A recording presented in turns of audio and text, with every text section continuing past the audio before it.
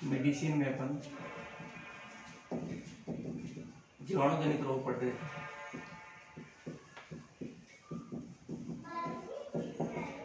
जीवाणु जनित रोग, जिसमें अपन ने कई रोग तो इसमें पढ़ लिए थे। अपन ने स्टार्ट कर रखा था एक्टिनोमाइकोसिस।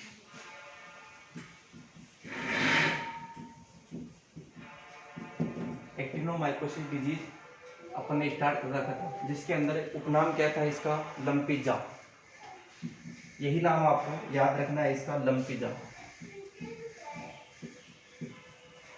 लंपीजा का मतलब होता है जबड़े की जो अस्थियां होती है, जबड़े की अस्थियां, मैंडिबल या मैक्सिला जो अस्थि होती है, उसके अंदर ये क्या करता है, अपना जो इन्फेक्शन उत्पन्न करता है और हड्डियों को लगभग एक उस प्रकार से बना देता है जैसे कि ऐसे लगता है कि हड्डियां जो है गली हुई है। इस प्रकार इसका नाम पड़ा क्या, लंपीजा। इसका रोग कारक क्या था, एक्टिनोमाइसिस बोविस।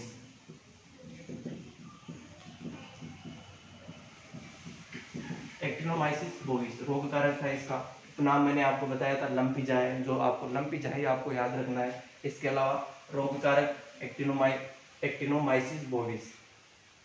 एपिडेमियोलॉजी की बात करें तो एपिडेमियोलॉजी, ये फैलाव इसका किस प्रकार होता है। फैलाव की अगर बात करते हैं तो ये जो है एक्टिनोमाइसिस बोविस है, ये अपर रेस्पिरेटरी ट्रैक्ट में उपस्थित रहता है। पशु के अपर रेस्पिरेटरी ट्रैक्ट, ऊपर वाला रेस्पिरेशन का जो ऊपर वाला हिस्सा जो है, जिसके अंदर फेफड़ों के अलावा जैसे कि नासा छिद्र हो गया, नेजल पैसेज हो गया, फेरिंग्स हो गया, ट्रेकिया हो गया, या ब्रोंकियोल जो होती है, उनके अंदर ये उपस्थित हो सकता है। ये बैक्टीरिया उन चीज़ों के अंदर उपस्थित हो सकता है, लेकिन जब तक ये इन्फेक्शन उत्पन्न नहीं करेगा, जब तक कि शरीर में घाव उत्पन्न हो। जैसे कि अपन बात करते हैं मुंह के अंदर जो बक्कल कैविटी होती है, उसके अंदर अगर घाव उत्पन्न हो जाता है, किसी भी प्रकार से घाव उत्पन्न हो जाता है, तो उस घाव के द्वारा ये जो बैक्टीरिया है एक्टिनोमाइसिस बोविस, उस घाव के द्वारा क्या होता है, शरीर के अंदर जाएगा। और कहाँ जाएगा, शरीर में जाके जो हड्डियां होती है, निचले वाला जबड़ा, जो पशु का नीचे वाला जो जबड़ा होता है, उस जबड़े के अंदर इन्फेक्शन करता है, जिसके अंदर दो प्रकार की हड्डियां उपस्थित होती है, मैक्सिला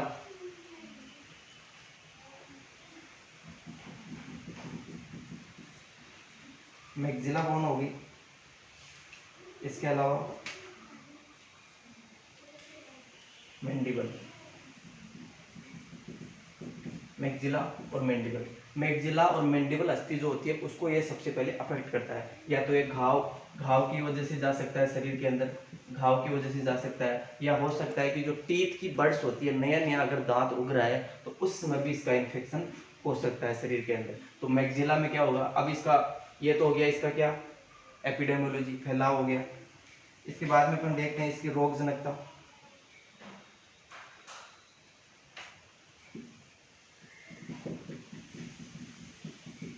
रोगजनकता, पैथोजेनिस में अपन देखते हैं, ये सबसे पहले क्या होता है, घाव या जो टीथ की जो बड्स होती है, नया नया अगर दांत उग रहा है, तो उस समय भी ये उस समय घाव उत्पन्न करेगा। और किस में जाएगा, मैक्सिला बोन में या मैंडिबल बोन में जाएगा, और वहां पे घाव उत्पन्न करेगा। घाव की अगर बात करते हैं तो ये इन बोन्स के अंदर सुरंग उत्पन्न कर देता है, सुरंग जैसी नलिकाएं उत्पन्न कर देता है, नलिकाएं उत्पन्न करता है। इन नलिकाओं के अंदर क्या होता है, इन नलिकाओं के अंदर पस भर जाता है। नलिकाओं में क्या भर जाता है, पस भर जाता है। और इस पस में अगर आप देखेंगे तो इस पस में सफेद रंग के सल्फर के दाने मिलेंगे, जो कि इसका एक विशिष्ट प्रकार का लक्षण होता है। जो पस इसमें निकलती है सुरंगों में से, सुरंग किस में बनती है, मैक्सिला और मैंडिबल बोन के अंदर सुरंगें बन जाती है। इन सुरंगों के अंदर क्या होता है, पस भर जाती है। इस पस को क्या बोला जाता है, मवाद। पस क्या होती है, मवाद उनके अंदर भर जाती है। उस मवाद में आपको सल्फर के दाने उसमें दिखेंगे, सफेद कलर के सल्फर के दाने उसमें दिखेंगे।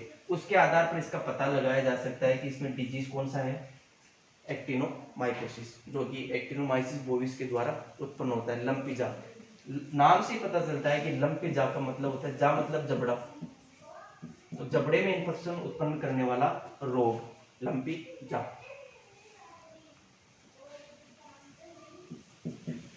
जबड़ा रोगजनकता ये होगी। अगर इसकी बात करें तो इन नलिकाओं को क्या बोला जाता है, नलिकाएं जो है उसके अंदर पस भरी हुई है, तो पस भरी हुई इन नलिकाओं को क्या कहा जाता है, पिस्चूल्स। इनका नाम याद रखना है आपको। जिन नलिकाओं को क्या कहा जाता है? फिस्ट्यूल्स।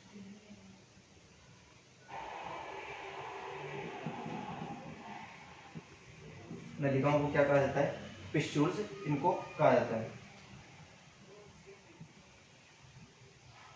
फिस्ट्यूल्स कहा जाता है जिनके अंदर क्या होता है, ऐसी नलिकाएं जिनके अंदर पस भरी हुई है उनको क्या कहा जाता है? फिस्ट्यूल्स। तो विभिन्न प्रकार की फिस्ट्यूल्स किसमें पैदा कर देता है? मैक्सिला और मैंडिबल बोन के अंदर ये फिस्ट्यूल्स पैदा कर देता है, जिसके अंदर पस भरी हुई होती है। और ये जो पस है ये सफेद रंग की, लगभग सफेद रंग के दाने के समान, सल्फर दाने के समान दिखाई देती है। अगर ये रोग आंत में हो, अगर आंत में ये रोग उत्पन्न करता है, अगर ये जीवाणु आंत के अंदर रोग उत्पन्न करता है तो पशु में क्या हो सकते हैं? दस्त लग सकते हैं, अपच की कंडीशन आ सकती है, अपच की कंडीशन आ सकती है, दस्त लग सकते हैं। तो ये इसकी हो गई पैथोजेनेसिस। यहाँ तक अपन ने देख लिया था। नेक्स्ट अपन बात करते हैं लक्षण।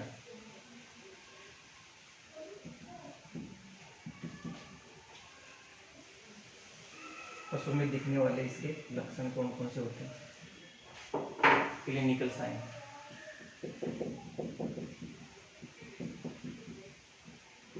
क्लिनिकल साइन, पहला क्लिनिकल साइन इसमें देखते हैं अपन, जो मोलर दांत होते हैं पशु के, मोलर टीथ। मोलर टीथ जो होते हैं उनके आसपास के क्षेत्र की जो मैंडिबल होती है, मोलर टीथ के आसपास के क्षेत्र की मैंडिबल या मैक्सिला बोन, मैक्सिला जो बोन्स होती है उनके अंदर आपको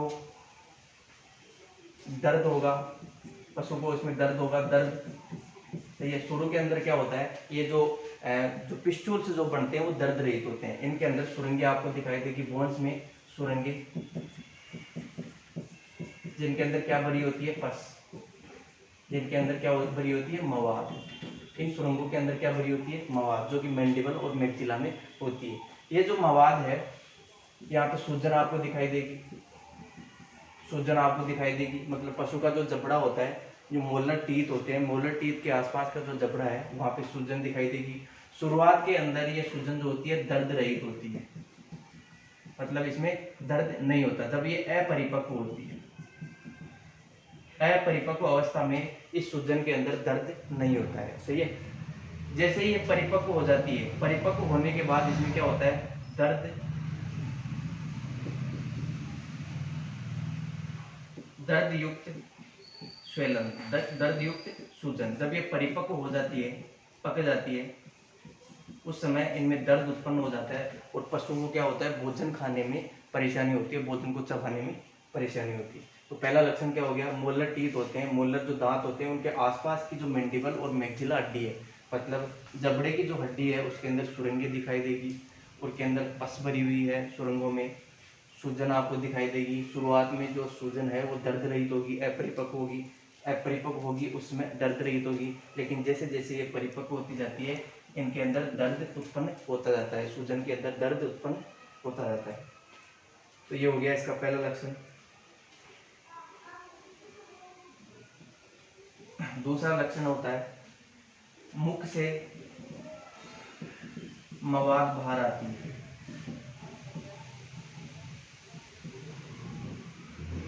मुख से मवाद बाहर आती है, ये दूसरा लक्षण हो गया। तीसरा लक्षण होता है खान पान में परेशानी, पशु के खान पान में परेशानी, पशु से खाया ही नहीं जाएगा, क्योंकि अगर जबड़ा है उसका अगर इन्फेक्ट हो गया, जबड़ा इन्फेक्ट हो गया तो चबाएगा कैसे? पशु जो है वो चबाएगा कैसे भोजन को? तो इसलिए क्या होती है? खान पान में परेशानी। चौथा इसका लक्षण इसमें देखने को मिलता है, मुख से मवाद आती है। तो ये मवाद क्या होती है? पीले रंग की होती है, लगभग सफेद पीले रंग की, सफेद पीले रंग की। इसके अलावा शहद के समान, शहद के समान चिकनी, शहद के समान चिकनी होती है। इसके अंदर मवाद के अंदर सल्फर युक्त दाने देखने को मिलेंगे, सल्फर के दाने। सल्फर के दाने, और इन सल्फर को दानों से ही इस रोग का पता लगाया जाता है। ये इसका एक विशिष्ट प्रकार का लक्षण होता है, इसका एक्टिनोमाइकोसिस का। आपको ध्यान रखना है, इसके जस्ट आगे एक एक्टिनोबैसिलोसिस डिजीज आएगा जिसको बोला जाता है वुडन टंग। उसमें भी लगभग सेम से लक्षण दिखाई देते हैं, जैसे कि मवाद पड़ना, मवाद के अंदर सल्फर दिखाई देना। उनमें डिफरेंस कैसे किया जाए? डिफरेंस किया जाता है मवाद कहाँ से आ रही है, मवाद की उत्पत्ति कहाँ से हो रही है, उसके आधार पर। अगर मवाद की उत्पत्ति जबड़ों से हो रही है, ये सुरंगें आपको जबड़ों से दिखाई दे रही है, मतलब जो मवाद उत्पन्न हो रही है शरीर से बाहर निकल रही है, जैसे कि सफ़ेद पीले रंग की मवाद, शहद के समान चिकनी मवाद, ये अगर जबड़ों से बाहर निकल रही है तो आपको समझ जाना है कि उसमें कौन सा डिजीज है, लंपीजा। अगर वह ये मवाद अगर कहाँ से निकल रही है, जीभ से निकल रही है, जिह्वा से अगर बाहर आ रही है, तो उसमें क्या हो गया, एक्टिनोबैसिलोसिस डिजीज होता है। वो आगे अपन नेक्स्ट देखेंगे। इसके अलावा पांचवा लक्षण,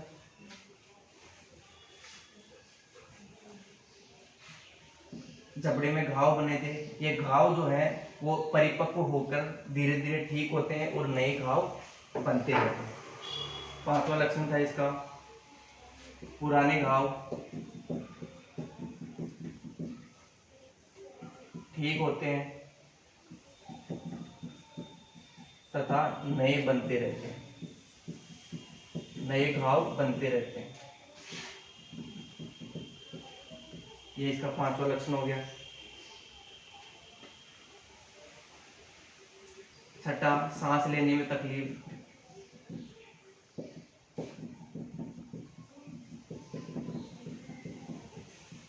सांस लेने में तकलीफ। सातवां इसका लक्षण हो गया अत्यधिक लार का स्त्राव होना,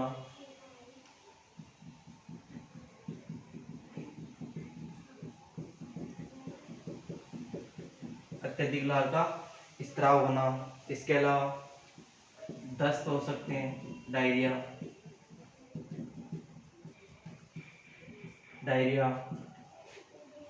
आफरा,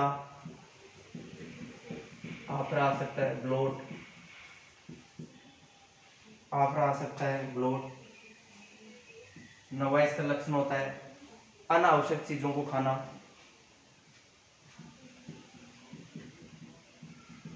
अनावश्यक वस्तुओं को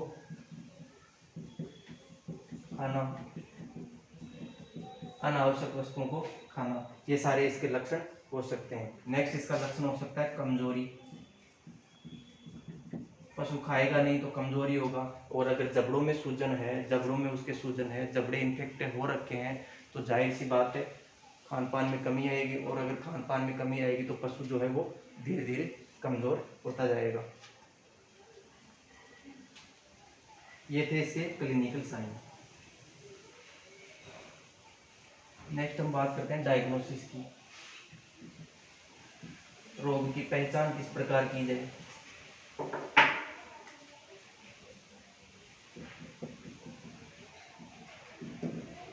डायग्नोसिस, पहचान। सबसे पहले तो लक्षणों के आधार पर,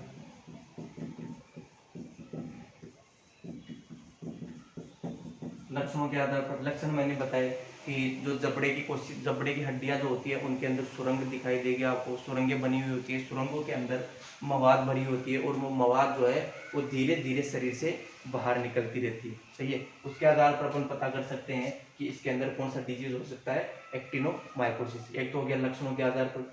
दूसरा, जो मवाद निकलती है, जो मवाद निकलती है उसके अंदर सल्फर के दाने उपस्थित होते हैं। मवाद में सल्फर के दाने उपस्थित होते हैं, जो इसका एक कैरेक्टर, स्पेसिफिक कैरेक्टर होता है। और सल्फर के दाने युक्त मवाद कहाँ से निकलती है? जबड़ों से।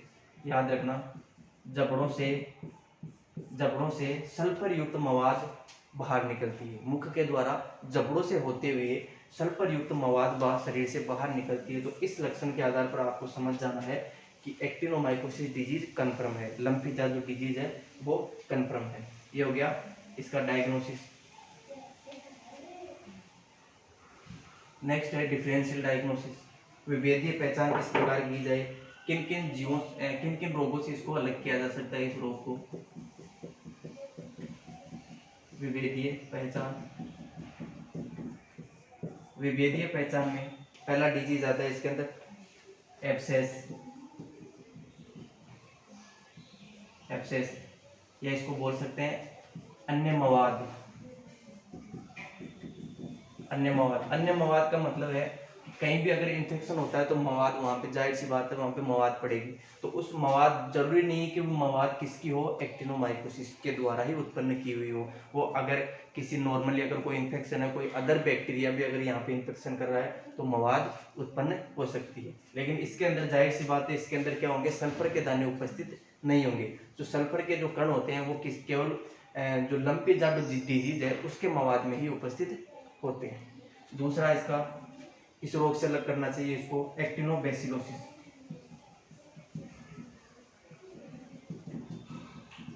एक्टिनोबैसिलोसिस, एक्टिनोबैसिलोसिस जो है, मैंने अभी आपको बताया था कि इसके जस्ट बाद में जो डिजीज पढ़ेंगे एक्टिनोबैसिलोसिस, उसके अंदर क्या होता है, उसके अंदर जीभ जो इफेक्ट होती है, जो जिह्वा होती है, पशु की जीभ होती है, वो इफेक्ट होती है। उसके अंदर ही वैसे घाव बनते हैं, उसके अंदर ही उसी प्रकार से क्या होता है, उसी प्रकार से सल्फर युक्त मवाद उत्पन्न होती है। लेकिन वो कहाँ से होती है, इसके अंदर एक्टिनोमाइकोसिस में जबड़ों से मवाद उत्पन्न हो रही है, जबड़ों से। लेकिन एक्टिनोबैसिलोसिस की बात करें तो एक्टिनोबैसिलोसिस में जीभ से मवाद उत्पन्न होती है, पशु के जीभ से मवाद उत्पन्न होती है, और इसमें भी सल्फर के कंटेंट पाए जाते हैं। इसके अंदर भी क्या होते हैं, सल्फर के कंटेंट पाए जाते हैं। तीसरा इसका जो है बोथ्रियोमाइकोसिस,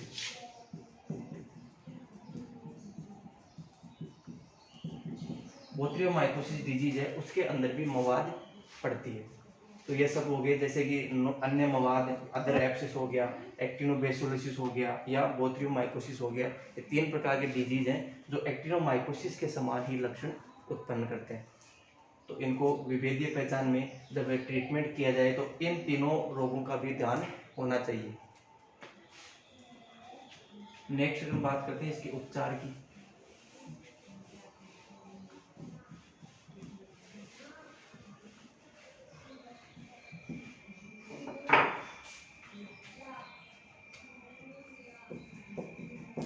ट्रीटमेंट,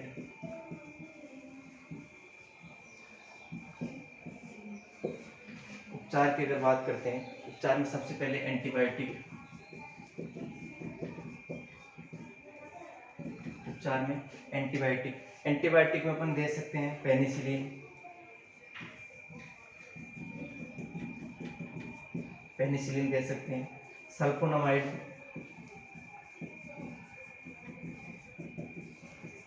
सल्फोनामाइड, स्ट्रेप्टोमाइसिन,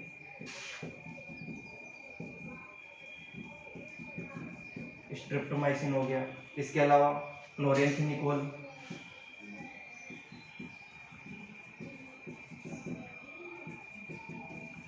क्लोरेंफेनिकोल। इनकी डोज रेट की बात करें तो इनको दिया जाता है 3 से 10 मिलीग्राम पर केजी बॉडी वेट, 3 से 10 मिलीग्राम पर केजी बॉडी वेट के आधार पर ये एंटीबायोटिक पशु को दी जानी चाहिए। इसके अलावा ऑक्सीटेट्रासाइक्लिन, ऑक्सीटेट्रासाइक्लिन, इसकी डोज रेट है 5 से 10 मिलीग्राम पर केजी बॉडी वेट, 5 से 10 मिलीग्राम पर केजी बॉडी वेट के आधार पर इसको दिया जाना चाहिए। सही है। नेक्स्ट एंटीबायोटिक है आइसोनियाजाइड,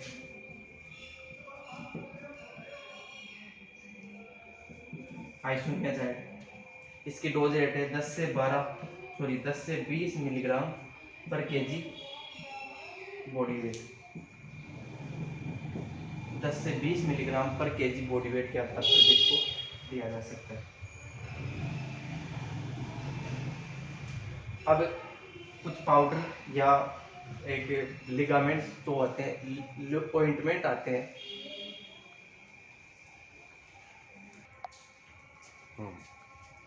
आइसोनियाजाइड हो गया। कुछ ऑइंटमेंट जो होते हैं उनसे क्या होता है, घाव को धोना पड़ता है या उनको आईवी भी दिया जा सकता है। जैसे कि अपन बात करते हैं पोटेशियम आयोडाइड, यह तो हो गई एंटीबायोटिक की बात होगी। घाव पर लगाने के लिए कुछ ऑइंटमेंट है,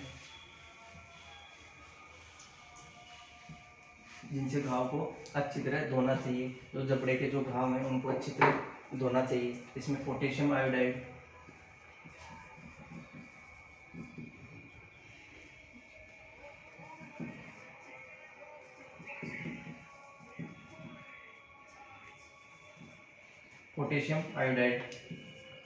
पोटेशियम आयोडाइड है उसको 5 से 10 ग्राम 5 से 10 ग्राम पर डे के हिसाब से 5 से 10 ग्राम पर डे के आधार पर 7 से 10 दिन तक इसको दिया जाना चाहिए ओरली।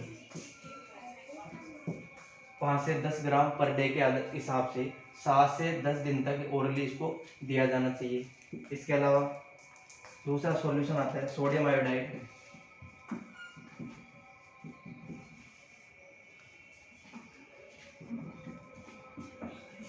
सोडियम आयोडाइड इसको दिया जाना चाहिए 1 ग्राम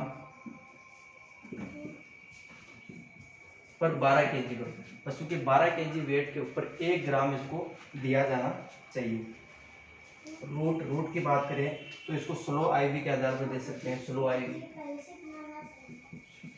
स्लो इंट्राविनस भी इसको दिया जा सकता है। जैसे कि पोटेशियम आयोडाइड को ओरली दिया था, मुख्य द्वारा दिया था, तो इसको सोडियम आयोडाइड को 1 ग्राम पर 12 केजी के हिसाब से स्लो आईवी दिया जा सकता है। दूसरा आता है लुकोस आयोडीन।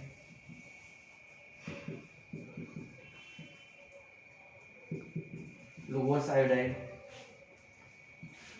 3 से 30 ml वाटर के साथ मिला के विथ वाटर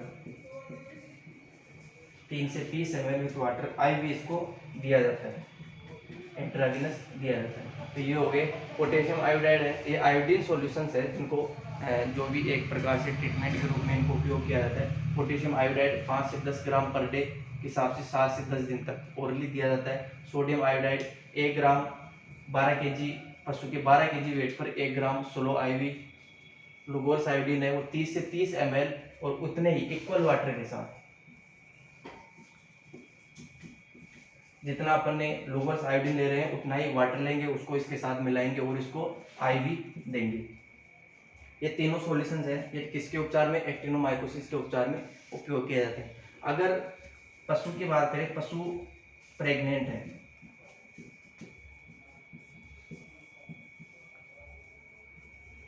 तो ये तीनों सॉल्यूशंस नहीं दिया जाना चाहिए। प्रेग्नेंट पशु को ये तीनों सॉल्यूशंस नहीं देना है, क्योंकि अगर देते हैं तो इससे गर्भपात होने की चांस बढ़ जाते हैं।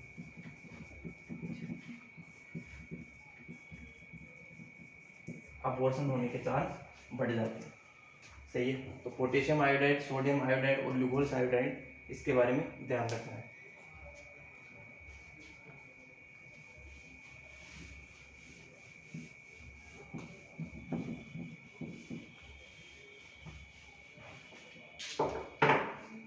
इसके अलावा एक ऑइंटमेंट आता है टिंचर ऑफ आयोडीन।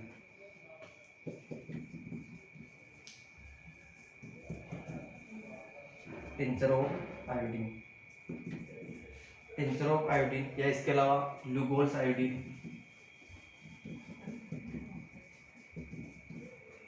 इनको क्या होता है, जो घाव होते हैं घाव को धोने में काम में लिया जाता है। घाव को धोने में काम में लिया जाता है।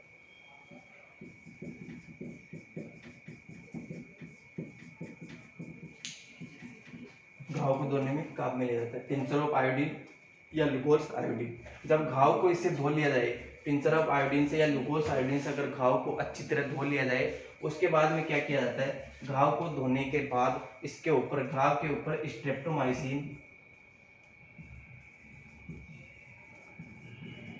स्ट्रेप्टोमाइसिन जो एंटीबायोटिक है वो घाव के ऊपर लगाई जा सकती है।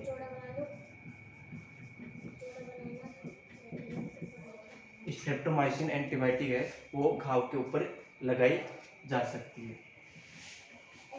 तो ये हो गया टिंचर ऑफ आयोडीन, लुगोस आयोडीन घाव को धोने में। सबसे पहले तो क्या किया जाता है ट्रीटमेंट में। सबसे पहले तो मैंने आपको ये बताए एंटीबायोटिक बताई, जिसके अंदर आपको पेनिसिलिन, सल्फोनामाइड, स्ट्रेप्टोमाइसिन, क्लोरेमफेनिकोल, ये 3 से 10 मिलीग्राम पर केजी बॉडी वेट के हिसाब से इसको देना है। इसके अलावा ऑक्सीटेट्रासाइक्लिन 5 से 10 मिलीग्राम पर केजी बॉडी वेट के हिसाब से,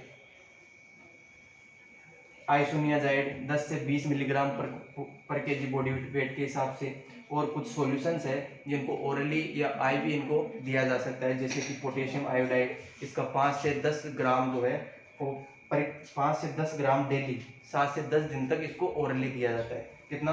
5 से 10 ग्राम डेली। एक है सोडियम आयोडाइड, सोडियम आयोडाइड है, इसका 1 ग्राम 12 केजी बॉडी वेट के हिसाब से देना चाहिए और इसको स्लो आईवी पशु को देना चाहिए। नेक्स्ट आता है ग्लूकोसाइडिन।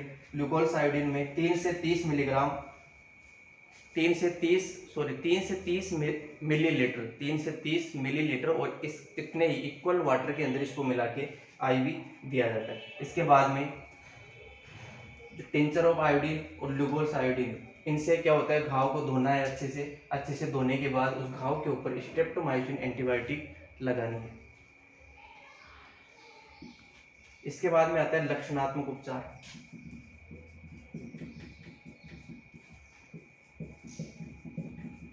लक्षणात्मक उपचार में लक्षणों के आधार पर पशु का जो ट्रीटमेंट है वो करना है। लक्षणों के आधार पर, जैसे कि अगर पशु को बुखार आता है तो एंटीपायरेटिक दवा देनी चाहिए, जैसे कि पैरासीटामोल होगी, एंटीपायरेटिक दवा। इसके अलावा दर्द को कम करने के लिए नशेड़ दिया जाना चाहिए। Non steroid anti inflammatory drug, NSAID के अंदर मेलोक्सिकैम आता है, मेलोक्सिकैम दिया जा सकता है। इसके अलावा एनिफ्लाम एनपी,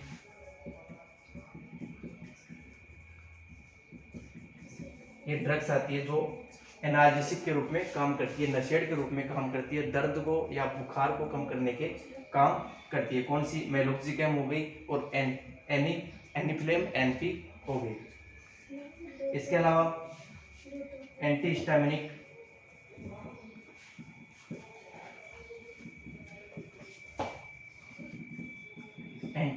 ड्रग,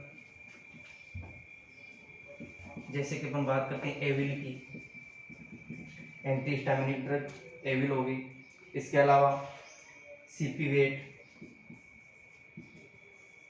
इसके इंजेक्शन भी दिए जाने चाहिए, जिससे कि शरीर के अंदर जो इतनी अपन ने एंटीबायोटिक ये दी तो ये इन्फेक्शन ना करे, उसके लिए एंटीहिस्टामिनिक ड्रग्स। दर्द को कम करने के लिए नशेड्स, जिसके अंदर मेलोक्सिकैम, एनिफ्लाम एनपी ये दे सकते हैं। बुखार को कम करने के लिए एंटीपायरेटिक दे सकते हैं। तो ये हो गया इसका ट्रीटमेंट उपचार।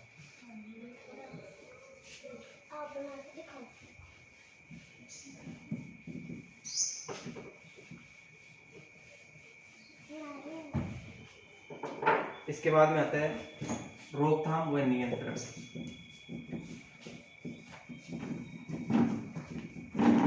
रोकथाम व नियंत्रण की अगर बात करें तो जो रोगी पशु है उसको स्वस्थ पशुओं से अलग रखना चाहिए। रोगी पशु को स्वस्थ पशु से अलग रखना चाहिए। उसका ट्रीटमेंट और उसका खान पान जो है वो अलग से ही करना चाहिए। इसके अलावा पशुशाला की साफ सफाई,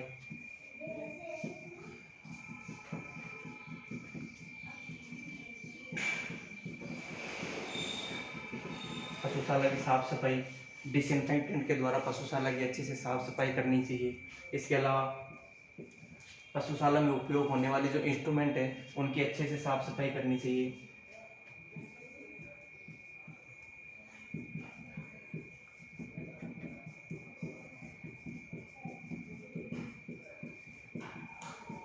साफ सफाई, अगर इस रोग से किसी पशु की मृत्यु होती है तो उसका डिस्पोजल, उसका निस्तारण भी करना चाहिए। मृत पशु का निस्तारण।